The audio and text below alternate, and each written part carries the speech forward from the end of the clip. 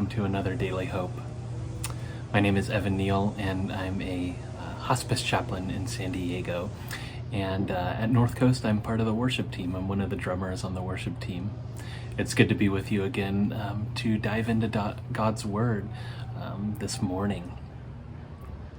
Today we're looking at Psalm 78, and I think Psalm 78 is such a beautifully rich psalm. It's subtitled A Maskell of Asaph. So basically what that means is it's a song. So this is a psalm that should be sung. I'm not going to sing for you all today. You don't want to hear that.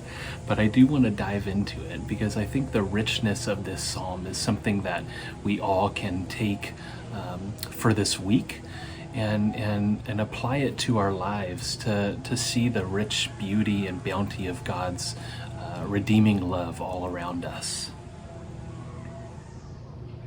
A question that keeps popping into my mind is how often do I constantly miss the mark? How often does God reveal God's self to me and I don't see it? I ignore it. I maybe notice it and I pass it by, but nonetheless, God's revealing God's self to me and I'm ignoring it. That's a question that I constantly think about. You know, when in my life have I missed that opportunity to really dwell with God deeper? That's what this psalm is about. So it takes us through the history of Israel up through the time of King David. So it ends with David on the throne.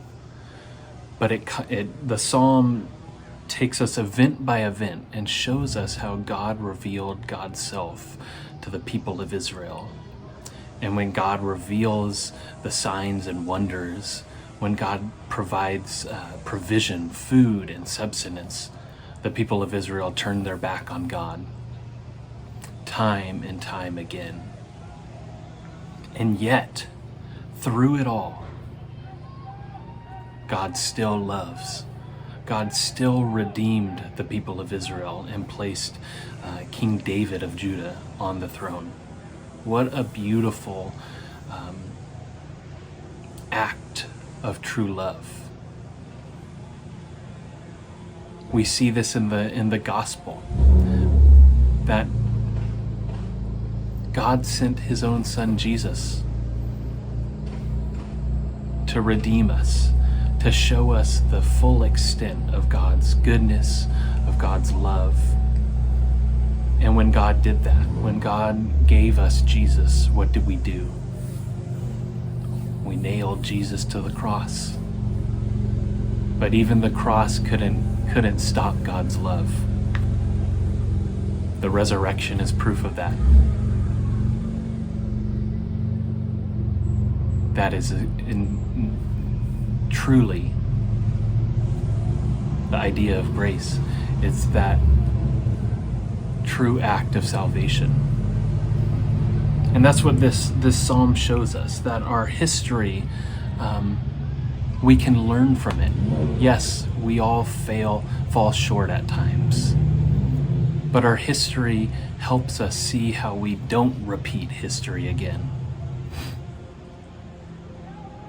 And so that's what I want the takeaway to be for my life, for our lives this week. Look for God's signs and wonders. See how God places God's love in front of us. And pay attention to those signs. For we don't need to repeat the ignorant past, but instead we need to look to how we can embrace God's love fully. That's a hope that I can hold on to, that Jesus gives us, and that it's truly good.